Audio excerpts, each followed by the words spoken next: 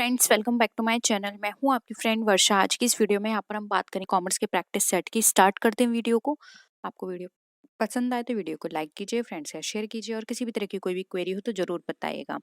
देखिए यहाँ पे हमारा क्वेश्चन है, if a partnership firm is not registered then, यानी कि कोई पार्टनरशिप फर्म अगर रजिस्टर्ड नहीं है तो क्या होगा।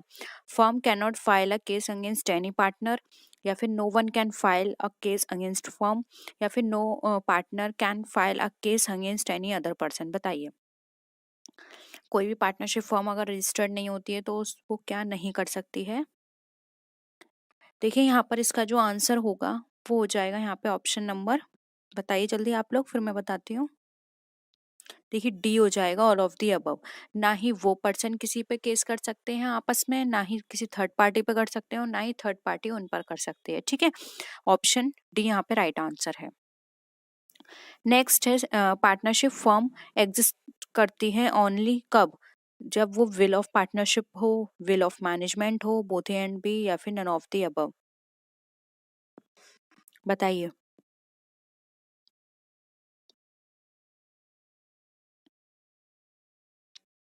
देखिए कोई भी पार्टनरशिप फर्म एग्जिस्टेंस में तब करेगी जब वो पार्टनरशिप एट विल स्टार्ट की गई होगी। एट वो जो भी पार्टनरशिप है विल पे स्टार्ट की गई होगी। मैनेजमेंट की विल से यहाँ पे कोई लेना देना नहीं है। जो भी पार्टनर्स हैं उन्होंने अपनी इच्छा से उसको स्टार्ट किया है, तब वो एग्जिस्टेंस में आती है। लॉफुल बिजनेस करते हैं, प्रॉफिट शेयरिंग रेशियो को वो आपस में डिस्ट्रीब्यूट करते हैं, कुछ प्रॉफिट अर्न करने के पर्पज से ये की जाती है। ठीक है, ऑप्शन ए यहाँ पे हमारा करेक्ट है। नेक्स्ट क्वेश्चन देखिए, partnership ends with issuing information in this regard. When partnership end होती है इंफॉर्मेशन कब इशू करने पर। There is no objective for such partner, जब उसका कोई ऑब्जेक्टिव नहीं होता। पार्टनरशिप बेस्ड होती है प्योरली ऑन विल, या फिर पार्टनरशिप लिमिटेड पीरियड के लिए होती है, या फिर पार्टनरशिप का जो पीरियड होता है वो डेफिनेट होता है। बताइए क्या होगा यहाँ पर आंसर आपका।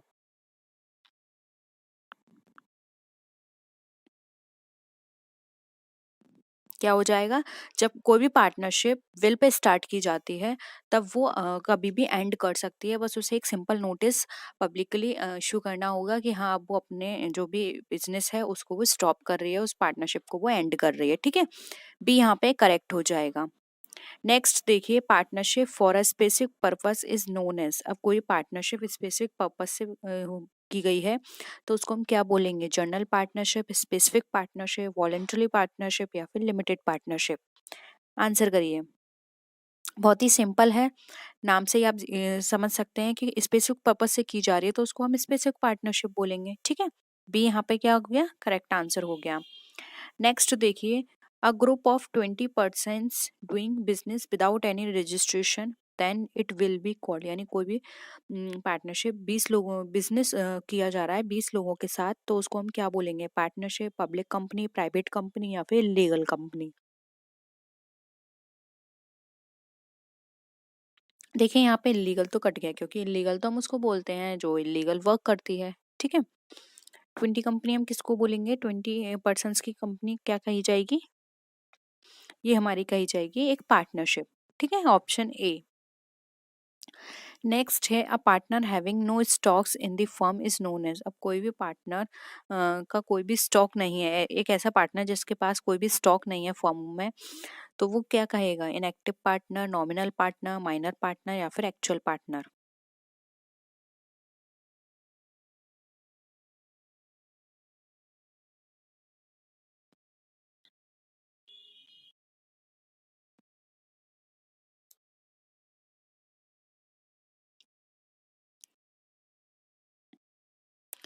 देखिए इस तरह के पार्टनर हमारे कहलाते हैं इनएक्टिव पार्टनर, जिसका कोई भी स्टॉक कंपनी के अंदर नहीं होता, ये कंपनी के कोई भी बिजनेस एक्टिविटी में भी काम नहीं करते हैं। ठीक है, नेक्स्ट देखिए, अब partnership legally not recognised in India is. अब कोई भी पार्टनरशिप लीगली रिकॉग्नाइज्ड नहीं है इंडिया के अंदर, कौन सी। General partnership, specific, limited partnership, या फिर वॉलेंटरी पार्टनरशिप। बताइए क्या होगा आंसर।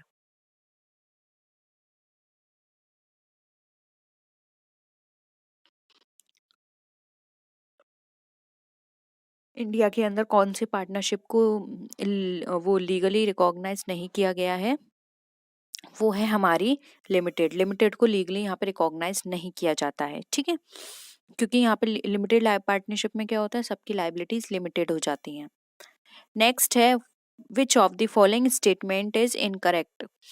कौन सा स्टेटमेंट इसमें आपको इनकरेक्ट लगता है? Firm is dissolved, partnership remains intact, partnership is dissolved, firms remains intact, partnership is dissolved, firm is also dissolved, consent of all the partners for dissolution of the firm is not necessary. बताइए इसमें से कौन सा option आपको ऐसा लगता है कि जो आपको इनकरेक्ट यहाँ पे दिया गया है? डिसोल्यूशन ऑफ फर्म और डिसोल्यूशन ऑफ पार्टनरशिप दोनों ही मैं आपको बहुत अच्छे से समझा चुकी हूँ, तो आपको पता होगा कि इसमें आप कौन सा ऑप्शंस गलत लग रहा है। आंसर करिए।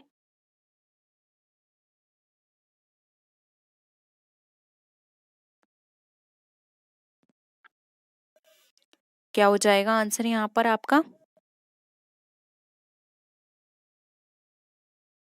देखिए, इनकरेक्ट की बात करें तो बी हो जाएगा। ये बिल्कुल गलत है कि पार्टनरशिप डिसॉल्व हो गई लेकिन फर्म्स रिमेन्स इंटैक्ट है। ठीक है।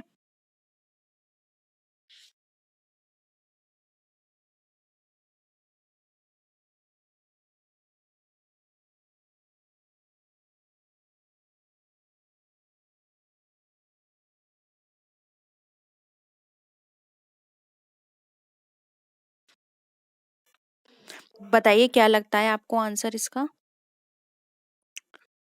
ये क्वेश्चन मैं आपको होमवर्क के लिए दूं, क्योंकि इस पे मैंने आपको शॉर्ट बनाई थी और आपको मैंने ये कॉन्सेप्ट बहुत अच्छे से समझा रखा है। इसका आंसर आप करिएगा, तभी मुझे पता चलेगा कि वो किसने देखा था और किस किस को वो कॉन्सेप्ट समझ में आ गया। ठीक है। कमेंट सेक्शन में इसका आंसर करिए। एक क्वेश्चन मैं आपको होमवर्क के लिए दे रही हूँ। नेक्स्ट क्वेश्चन देखिए, a minor in a firm, एक माइनर फर्म में है क्या? Can not be made a partner, partner नहीं बन सकता। Can be made a partner with the consent of his parents, अपने पेरेंट्स की कंसेंट से बन सकता है। Can be made a partner as adult are made, जब वो अडल्ट हो जाए तब वो पार्टनर बन सकता है, या फिर वो पार्टनर बन सकता है only if it is mention in the contract, अगर ये मेंशन किया गया कॉन्ट्रैक्ट में। बताइए क्या हो जाएगा इसका आंसर?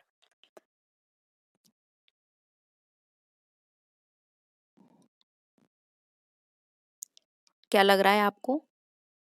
देखिए, इसके राइट आंसर की बात करें तो यहाँ पर हो जाएगा डी।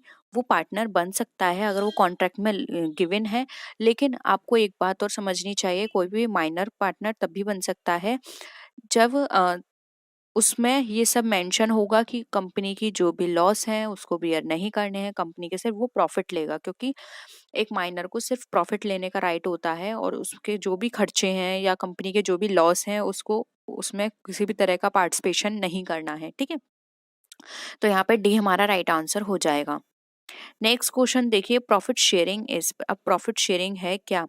अ, आपको बताना है कौन सी करेक्टरिस्टिक है। एसेंशियल है, केवल एक ऑब्जेक्टिव है, फाइनल रिजल्ट है, या फिर नॉट वेल डिफाइंड। क्या लगता है आपको प्रॉफिट शेयरिंग किस तरह की है? पार्टनरशिप की करेक्टरिस्टिक जल्दी बताइए। देखिए, पार्टनरशिप की कुछ इम्पोर्टेंट, बेसिक भी बोल सकते हैं, एसेंशियल भी बोल सकते हैं, होती हैं इनकी करेक्टरिस्टिक्स, जैसे कि एन एसेंशियल। प्रॉफिट शेयरिंग एक एसेंशियल करेक्टरिस्टिक है पार्टनरशिप की। और एसेंशियल में कौन कौन सा आ जाएगा, जैसे कि टू और मोर पर्सन होना चाहिए, लॉफुल बिजनेस होना चाहिए। ठीक है, ये सब इसकी एसेंशियल करेक्टरिस्टिक्स का पार्ट है, इसलिए ऑप्शन ए यहाँ पे राइट आंसर है। नेक्स्ट क्वेश्चन देखिए, in the absence of partnership deed profit and loss is shared. Partnership deed के एब्सेंस में प्रॉफिट एंड लॉस शेयर किया जाता है क्या? In proportion to capital contributed equally among all the partners, in proportion to functional participation in day to day operation, या फिर not well defined. क्या लगता है इसको आंसर आपको? पार्टनरशिप की डीड में प्रॉफिट एंड लॉस किस तरह से शेयर किया जाएगा? देखिए, यहाँ पर राइट आंसर हो जाएगा इक्वली। अगर पार्टनरशिप डीड की एब्सेंस है तो प्रॉफिट एंड लॉस शेयर किया जाता है इक्वली, जो भी पार्टनर्स होंगे, नहीं तो जो भी वहाँ पे उनके कॉन्टेक्ट में मेंशन है उसके अकॉर्डिंग होगा। ठीक है। नेक्स्ट है, इन अनरजिस्टर्ड पार्टनरशिप फर्म इज। अब अनरजिस्टर्ड पार्टनरशिप में फर्म है क्या? An illegal association, can do business after paying the penalty, can do business only after taking special permission, can do business under certain bindings. बताइए, unregistered partnership में firm क्या है?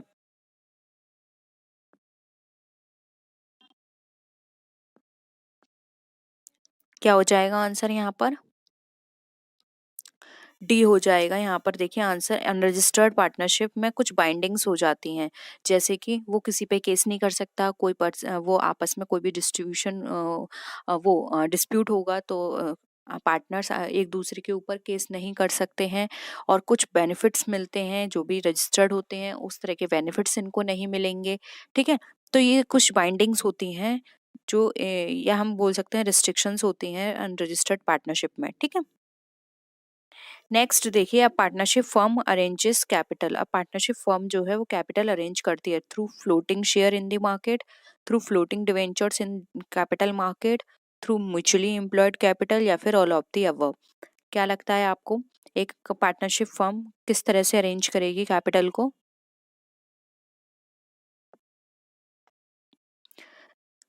देखिए ये सारे ही ऑप्शंस बिल्कुल सही हैं। वो फ्लोटिंग शेयर के थ्रू भी कर सकती है, डिवेंचर्स के थ्रू भी कर सकती है, और म्यूचुअली कैपिटल एम्प्लॉयड यानी कि वो खुद के रूप से भी आपस में सब लोग इकट्ठा करके भी कैपिटल को अरेंज कर सकते हैं। ठीक है, ऑप्शन डी यहाँ पे करेक्ट है।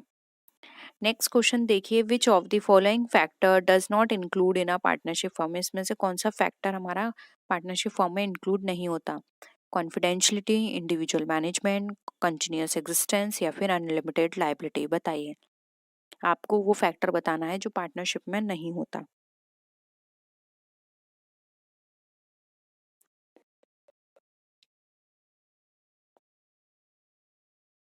देखिए राइट आंसर क्या हो जाएगा? B, individual management. इसमें इंडिविजुअल मैनेजमेंट नहीं होता क्योंकि सब लोग काम कर रहे हैं तो सबका मैनेजमेंट होगा, सब पार्टिसिपेट करेंगे मैनेजमेंट के अंदर। ठीक है, तो इंडिविजुअल मैनेजमेंट के यहाँ पे हम बोल सकते हैं लैक होता है। कॉन्फिडेंशियलिटी तो होती है क्योंकि कोई भी चीज़ होगी वो सिर्फ जितने मेंबर्स हैं उनको पता है, बाहर वाले को किसी को कुछ नहीं पता उसके बारे में। कंटिन्यूस एग्जिस्टेंस होता है, जो भी काम कर किया जाता है ये सोच के काम किया जाता है कि वो आगे लॉन्ग टर्म तक रहेगा। और इनकी लाइबिलिटीज भी अनलिमिटेड होती हैं, इनकी पर्सनल असेट्स भी यूज की जा सकती हैं। ठीक है, नेक्स्ट है, अ partnership firm can be registered eight. एक पार्टनरशिप फर्म रजिस्टर्ड होती है the time of establishment, the time of separation of a partner, with in the year of commencement of the business, या फिर any time after the establishment of the firm. बताइए, एक partnership firm को कब register किया जाता है? बहुत ही सिंपल है, इजली आप बता सकते हैं।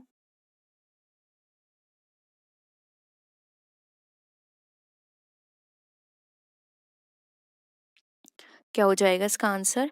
इसका आंसर हो जाएगा डी, एस्टेब्लिशमेंट के बाद आप कभी भी उस फर्म को रजिस्टर करा सकते हैं। यानी कि आपने एस्टेब्लिशमेंट कराया, उसके बाद आप रजिस्ट्रार ऑफिस जाएंगे, वहाँ पर अपनी कंपनी का नाम, जितने मेंबर्स हैं उनका एड्रेस, और क्या कैपिटल रहेगी, ये सारी इन्फॉर्मेशन आप रजिस्ट्रार को देंगे, और वहाँ पर फिर अपनी कंपनी को, जो भी पार्टनरशिप फर्म है उसको आप रजिस्टर कराएंगे। ठीक है, नेक्स्ट क्वेश्चन पर आइए, the partner of unregistered firm does not have a right to. A partner unregistered fund में क्या राइट नहीं होते? Share in profit of the firm, participate in the business of the firm, demands amounts after the dissolution of the firm, या फिर file a suit against this party on behalf of the firm. क्या लगता है आपको?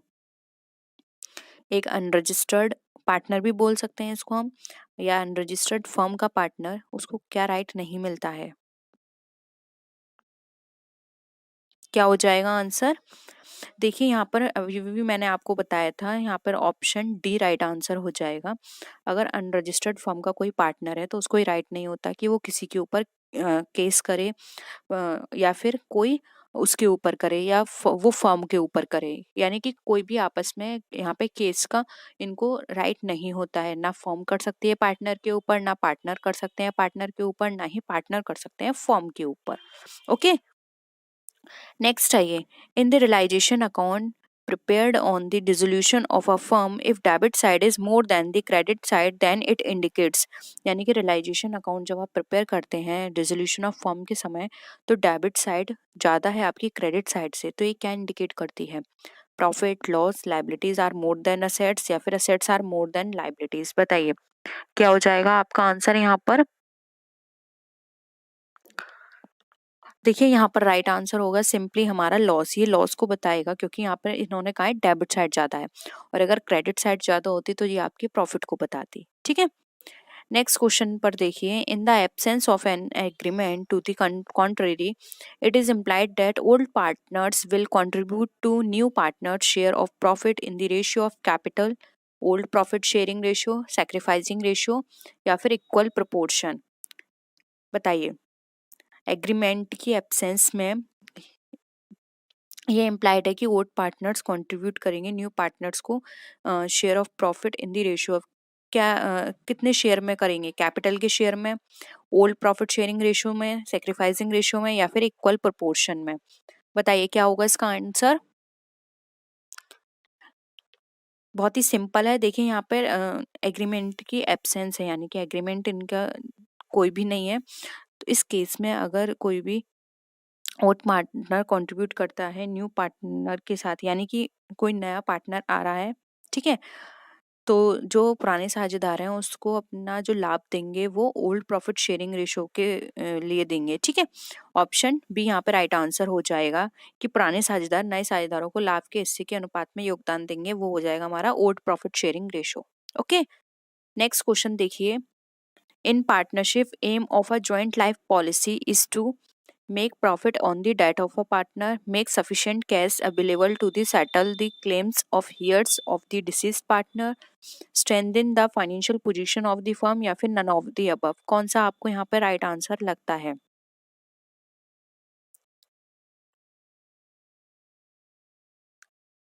Partnership firm का में joint life policy जो होती है उसका एम क्या होता है। देखिए यहाँ पर इसका जो एम होगा वो होगा सफिशिएंट कैश अवेलेबल कराना, कोई भी जो हियर है उसको डिसीज पार्टनर के हेयर को देने के लिए, ठीक है। तो यहाँ पर बी राइट आंसर हो जाएगा आपका। नेक्स्ट है, new profit sharing ratio is calculated at the time of admission of a partner, retirement of a partner, death of a partner या फिर ऑल ऑफ दीज। क्या होगा आपका सही आंसर यहाँ पर, बताइए। New profit sharing ratio calculate कब करते हो आप लोग। देखिए यहाँ पर राइट आंसर हो जाएगा आपका ऑप्शन डी। एडमिशन के टाइम पर भी आप new profit sharing ratio calculate करोगे, रिटायरमेंट के टाइम पर भी और डेथ के टाइम पर भी। ये तीनों ही ऐसी कंडीशंस हैं जब आपका new profit sharing ratio calculate किया जाएगा, ठीक है। तो ये था आज का क्वेश्चन। आज थोड़ा शॉर्ट था, उस वजह से आपको प्रॉब्लम हुई होगी, आई एम रियली सॉरी, लेकिन क्लास भी करना जरूरी था। तो आई होप किसी भी तरह की कोई भी क्वेरी लगती है आपको क्वेश्चन में तो प्लीज़ नीचे क्वेश्चन में ज़रूर बताइएगा। सॉरी, आज क्लास में बहुत शोर था तो उसके लिए आई एम रियली सॉरी, लेकिन क्वेश्चंस आई थिंक आपको सारे क्लियर हुए होंगे। किसी भी क्वेश्चन में आपको डाउट है तो नीचे कमेंट सेक्शन में आप बताइएगा, ठीक है। और कोई कॉन्सेप्ट आपको नहीं समझ में आया तो वो भी आप नीचे कमेंट सेक्शन में बता सकते हैं। वीडियो कैसी लगी ज़रूर बताइएगा। नेक्स्ट वीडियो में आपसे फिर मिलते हैं, तब तक के लिए टेक केयर, बाय बाय।